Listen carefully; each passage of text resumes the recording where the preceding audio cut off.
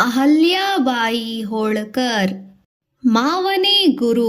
ಮಗ ಮದುವೆಯಾದ ಮೇಲಾದರೂ ಸರಿ ಹೋಗುತ್ತಾನೆಂದು ತಂದೆ ಆಸೆ ಸುಳ್ಳಾಯಿತು. ಖಂಡೇರಾಯನಿಗೆ ಹೆಂಡತಿಯಲ್ಲಿ ಆಸಕ್ತಿಯಾಗಲಿ ತಿರಸ್ಕಾರವಾಗಲಿ ಇರಲಿಲ್ಲ. ರಾಜ್ಯಾಡಳಿತದಂತಲ್ಲೂ ಆಸಕ್ತಿ ತೋರಿಸಲೇ ಇಲ್ಲ. ಮಲ್ಲಾರಿ ರಾಯನಿಗೆ ಚಿಂತೆಯಾಯಿತು. ತಾನು ಊರಲ್ಲಿ ಇಲ್ಲದಿರುವಾಗ ರಾಜ್ಯವನ್ನು ನೋಡಿಕೊಳ್ಳುವವರು ಯಾರು ಎಂಬ ಯೋಚನೆ. ಬುದ್ಧಿವಂತಿಕೆಯಾದ ಸೊಸೆ ಚುರುಕುತನವನ್ನು ಗಮನಿಸಿ ಮನಸ್ಸಿಗೆ ಸಮಾಧಾನವಾಯಿತು. ರಾಜ್ಯಾಡಳಿತ ನೋಡಿಕೊಳ್ಳಲು ಅವಳೇ ತಕ್ಕವಳೆಂದು ನಂಬಿಕೆಯುಂಟಾಯಿತು. ಅಂದಿನಿಂದ ಅವನು ಅಹಿಲ್ಯಾಬಾಯಿಗೆ ರಾಜ್ಯಾಡಳಿತದ ಬಗ್ಗೆ ತರಬೇತಿ ಕೊಡಲಾರಂಭಿಸಿದ. ದಕ್ಷ ಆಡಳಿತ, ಆಳ್ವಿಕೆ, ಯುದ್ಧ ಕಾಲದಲ್ಲಿ ವಹಿಸಬೇಕಾದ ಎಚ್ಚರಿಕೆ, ಪ್ರಜೆಗಳ ರಕ್ಷಣೆ ಮತ್ತು ಸರ್ಕಾರದ ನಿಯಮಗಳ ಬಗ್ಗೆ ಶಿಕ್ಷಣ ಕೊಟ್ಟನು. ತೀಕ್ಷ್ಣಮತಿಯಾದ ಅಹಲ್ಯಾಬಾಯಿ ಅವುಗಳನ್ನೆಲ್ಲ ಬೇಗನೆ ಕಲಿತು ಮಾವನಿಗೆ ರಾಜ್ಯಾಡಳಿತದಲ್ಲಿ ಸಹಾಯ ಮಾಡತೊಡಗಿದಳು. ಕಂದಾಯ ವಸೂಲಿ, ಲೆಕ್ಕಪತ್ರಗಳನ್ನು ಬರೆದಿಡುವುದು, ಸೈನ್ಯದ ಮೇಲ್ವಿಚಾರಣೆ ಮಾಡುವುದು ತಿಳಿದಿದ್ದಳು. ಕೆಲವೇ ವರ್ಷಗಳಲ್ಲಿ ಅವಳು ಮಲ್ಲಾರಿ ರಾಯ ಇಂದೂರಿನಲ್ಲಿ ಇಲ್ಲದ ಸಮಯಗಳಲ್ಲಿ ದಕ್ಷತೆಯಿಂದ ಆಳುವುದನ್ನು ಕಲಿತಳು. ಇದರಿಂದ ಮಲ್ಲಾರಿ ರಾಯನಿಗೆ ತುಂಬಾ ಸಂತೋಷ ಉಂಟಾಗಿತು. ಅವಳ ಆಳ್ವಿಕೆಯಲ್ಲಿ ಅಧಿಕಾರಿಗಳು, ಪ್ರಜೆಗಳು ಸಂತೋಷವಾಗಿದ್ದರು. ಮಲ್ಲಾರಿ ರಾಯನಿಗೆ ಈಗ ಚಿಂತೆ ಇರಲಿಲ್ಲ. ತನ್ನಷ್ಟಕ್ಕೆ ದಕ್ಷಳಾಗಿ ರಾಜಸೂತ್ರವನ್ನು ಹಿಡಿದಿರುವ ಸೊಸೆಯನ್ನು ನೆನೆದಾಗ ಹೆಮ್ಮೆ ಪಡುತ್ತಿದ್ದಳು. ಯುದ್ಧಕ್ಕೆ ಹೋಗಿರುತ್ತಿದ್ದ ಮಾವನಿಂದ ಬರುವ ಅಪ್ಪಣೆ, ಸೂಚನೆಗಳನ್ನು ಸೊಸೆ ತಪ್ಪದೆ ಪಾಲಿಸುತ್ತಿದ್ದಳು. ಅಲ್ಲದೆ ಅವನಿಗೆ ಬೇಕಾದ ಹಣ, ಸೈನ್ಯ, ಯುದ್ಧ ಸಾಮಗ್ರಿಗಳನ್ನು ತಡವಿಲ್ಲದೆ ಕಳುಹಿಸಿಕೊಡುತ್ತಿದ್ದಳು. ಎಷ್ಟೋ ಬಾರಿ ಮಲ್ಲಾರಿ ರಾಯ ಅಹಿಲ್ಯಾಬಾಯಿಯನ್ನು ಅನೇಕ ಯುದ್ಧಗಳಿಗೆ ಕರೆದುಕೊಂಡು ಹೋಗಿದ್ದನು. ಅವಳು ಯುದ್ಧ ರಂಗದಲ್ಲಿ ವೀರಾವೇಶದಿಂದ ಕಾದಾಡಿ ತನ್ನ ಧೈರ್ಯ ಪರಾಕ್ರಮಗಳನ್ನು ತೋರಿಸಿದ್ದಳು.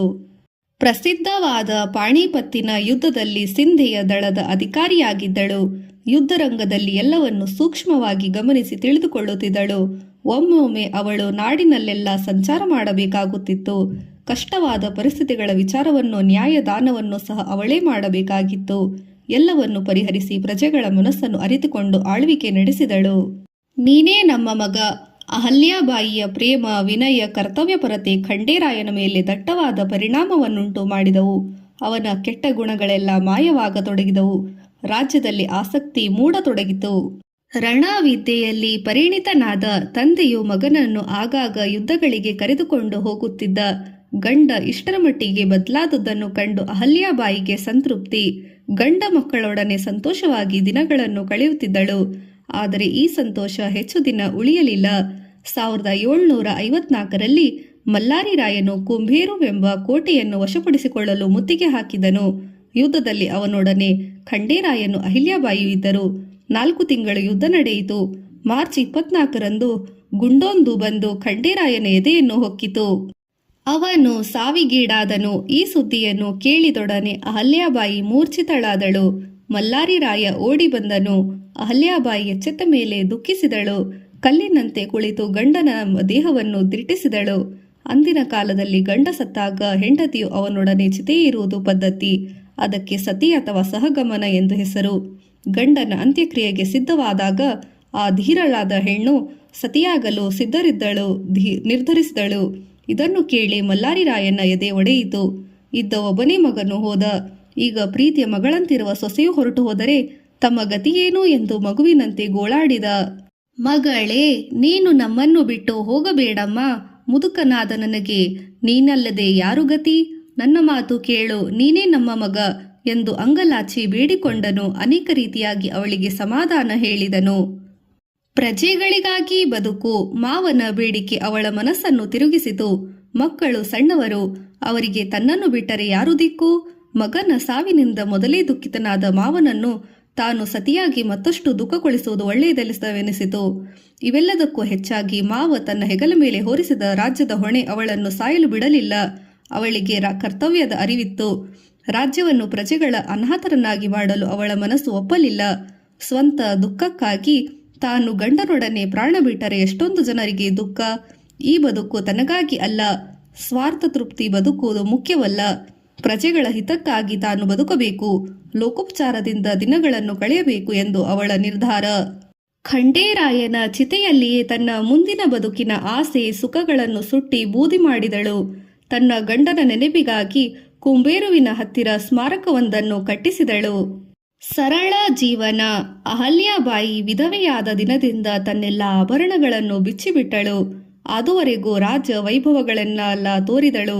ಅವಳ ಜೀವನದ ರೀತಿ ಸರಳವಾಯಿತು. ಶುಭ್ರವಾದ ಬಿಳಿ ಬಟ್ಟೆಯನ್ನೇ ತೊಟ್ಟುಕೊಳ್ಳುತ್ತಿದ್ದಳು. ದಿನದ ಹೆಚ್ಚು ಹೊತ್ತು ದೇವರ ಪೂಜೆ ಪ್ರಾರ್ಥನೆಗಾಗಿಯೇ ಮೀಸಲಾಗಿಟ್ಟಿತು. ಅವಳನ್ನು ಅತಿ ಚಟುವಟಿಕೆಯ ಸ್ವಭಾವ. ಸೋಮಾರಿತನವೆಂದರೆ ಅವಳಿಗೆ ಆಗದು. ಬೆಳಗಾಗುವಷ್ಟರಲ್ಲೇ ಎದ್ದು ಸ್ನಾನ ಮಾಡಿ ದೇವರಿಗೆ ಪೂಜೆ ಕುಳಿತುಕೊಳ್ಳುತ್ತಿದ್ದಳು. ಅನಂತರ ಪುರಾಣ ಶ್ರವಣ ಮಾಡಿ ಬಡವರಿಗೆ ದಾನ ಧರ್ಮಗಳನ್ನು ಮಾಡಿಯೇ ಅವಳು ಊಟ ಮಾಡುತ್ತಿದ್ದಳು.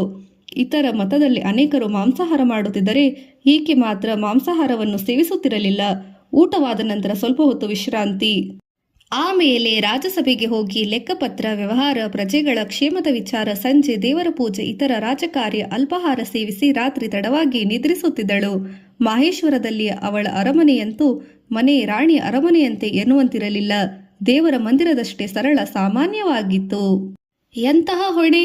ಪೇಶ್ವೆಯ ರಘುನಾಥರಾಯನು ಮಲ್ಲಾರಿರಾಯನನ್ನು ಉತ್ತರ ಭಾರತದ ಯುದ್ಧಕ್ಕೊಂದಕ್ಕೆ ಕಳುಹಿಸಲು ಬರುವಾಗ ದಾರಿಯಲ್ಲಿ ಮಲ್ಲಾರಿರಾಯನ ಆರೋಗ್ಯ ಕೆಟ್ಟಿತು. ಅವನ ಮೈಮೇಲಿನ ಯುದ್ಧದ ಗಾಯಗಳು ಮಾಗಿರಲಿಲ್ಲ. ಜೊತೆಗೆ ಮಗ ಸತ್ತ ದುಃಖ ಇನ್ನೂ ಆರಿರಲಿಲ್ಲ. ಇವೆಲ್ಲವನ್ನು ಅವನು ಮತ್ತಿಗೆ ಮಾಡಿದನು. 1766 ಮೇ 26ರಂದು ಅವನು ಮರಣ ಹೊಂದನು. ಮಾವನ ಸಾವು ದುಃಖ ಅಹಲ್ಯಾಬಾಯಿಗೆ ಅಪಾರ ನೋವು ತಂದಿತು. ಅವನ ಸಾವಿನ ವೇಳೆಯಲ್ಲಿ ತಾನು ಬಳಿಯಲಿರಲಿಲ್ಲ ಎಂದು ದುಃಖವಾಯಿತು. ಈಗ ರಾಜ್ಯಾಡಳಿತ ನೋಡಿಕೊಳ್ಳುವ ಸಂಪೂರ್ಣ ಜವಾಬ್ದಾರಿ ಇದ್ದಕ್ಕಿದ್ದಂತೆ ಅವಳ ಮೇಲೆಯೇ ಬಿತ್ತು. ಮಗನ ಸಾವು. ಮಲ್ಲಾರಿರಾಯನ ಮರಣದ ನಂತರ ಮಾಲೇರಾಯನು ಸುಬೇದಾರನಾದನು. ಸದ್ಗುಣಿಯಾದ ತಾಯಿಗೆ ವ್ಯತಿರಿಕ್ತನಾದ ಮಗ. ಕೆಟ್ಟ ಗುಣಗಳ ತವರು. ಸಿಡುಕು, ಚಂಚಲ ಸ್ವಭಾವದವನು. ಒಟ್ಟಿಗೆ ಹೇಳಿದರೆ ಉಪಯೋಗವಿಲ್ಲದ ಮನುಷ್ಯನಾಗಿದ್ದ. ರಾಜ್ಯ ಸೂತ್ರ ಹಿಡಿದ ಅವನಿಗೆ ಅದಕ್ಕಿರಬೇಕಾದ ಯೋಗ್ಯತೆ ಇರಲಿಲ್ಲ. ತಾಯಿ ಮಗನ ಕೆಟ್ಟ ಗುಣಗಳನ್ನು ಬಿಡಿಸಲು ಪ್ರಯತ್ನಿಸಿ ಸೋತಳು. ದುಃಖದಿಂದ ಯೋಚನೆಗೀಡಾದಳು. ಮಲ್ಲಾರಿರಾಯ ಕಷ್ಟಪಟ್ಟು ಕಟ್ಟಿದ್ದ ಹೋಳಕರ ವಂಶದ ಕೀರ್ತಿ ನಾಶವಾಗುವುದೆಂದು ಅಹಲ್ಯಾಬಾಯಿ ಮಗನಿಗೆ ದಿನನಿತ್ಯ ಬುದ್ಧಿಮಾತು ಹೇಳುತ್ತಿದ್ದಳು. ಆದರೆ ಅವನು ಅವಳ ಮಾತುಗಳನ್ನು ಕಿವಿಯ ಮೇಲೆ ಹಾಕಿಕೊಳ್ಳುತ್ತಿರಲಿಲ್ಲ. ಧರ್ಮವೆಂದರೆ ಅವನಿಗೆ ಅನಾದರ. ತಾಯಿಯ ಧರ್ಮಬುದ್ಧಿ ಸ್ವಲ್ಪವೂ ಸರಿ ಹೋಗುತ್ತಿರಲಿಲ್ಲ. ಪ್ರಜೆಗಳನ್ನು ಹಿಂಸಿಸುವುದರೆಂದರೆ ಸಂತೋಷ. ತಾಯಿ ಬಟ್ಟೆ ಪಾತ್ರೆಗಳನ್ನು ದಾನ ಮಾಡುವಾಗ ಅವುಗಳಲ್ಲಿ ವಿಷದ ಹಾವು ಚೇಳುಗಳು ಅಡಗಿಸಿಟ್ಟು ಕೊಡುತ್ತಿದ್ದ. ಬಟ್ಟೆಯನ್ನು ಧರಿಸಲು ಪಾತ್ರೆಯೊಳಗೆ ಕೈ ಹಾಕಲು ಹೇಳುತ್ತಿದ್ದನು. ವಿಷ ಪ್ರಾಣಿಯಿಂದ ಕಚ್ಚಿಕೊಂಡು ಒದ್ದಾಡಿ ಸಾಯುತ್ತಿದ್ದರು. ಅದನ್ನು ನೋಡಿ ಮಾಲೇರಾಯ ನಕ್ಕು ಸಂತೋಷಿಸುತ್ತಿದ್ದ. ಈ ನಡವಳಿಕೆಯಿಂದ ಅಹಲ್ಯಾಬಾಯಿಯನ್ನು ಬಹಳವಾಗಿ ನೋಯಿಸುತ್ತಿದ್ದವು. ಅದಲ್ಲದೆ ಅವನು ಕೈ ಕೆಳಗಿರುವ ಹೊಡೆದು ಬಡಿದು ದ್ವೇಷ ಕಟ್ಟಿಕೊಂಡುತ್ತಿದ್ದ. ಹೀಗೆ ದಿನದ ವೇಳೆಯನ್ನೆಲ್ಲ ದಂಡ ಮಾಡುತ್ತಿದ್ದ. ಇದಕ್ಕಿಂತ ಹಾಗೆ ಮಾಲೇರಾಯನಿಗೆ ಕಾಯಿಲೆ ಬಿದ್ದ. ದಿನೇ ದಿನೇ ಅದು ಹೆಚ್ಚಾಯಿತು. ಅಹಲ್ಯಾಬಾಯಿ ಮಾಡಿಸಿದ ಯಾವ ಚಿಕಿತ್ಸೆಯೂ ಪ್ರಯೋಜನವಾಗಲಿಲ್ಲ. ಮಾಲೇರಾಯ ಸಾವಿಗೀಡಾದ. ಅವನ ಹೆಂಡತಿಯರಿಬ್ಬರು ಅವನೊಡನೆ ಸಹಗಮನ ಮಾಡಿದರು. ಒಟ್ಟಿನಲ್ಲಿ ಅವನು 8 ತಿಂಗಳು ಕೂಡ ರಾಜ್ಯವನ್ನು ಆಳಲಿಲ್ಲ.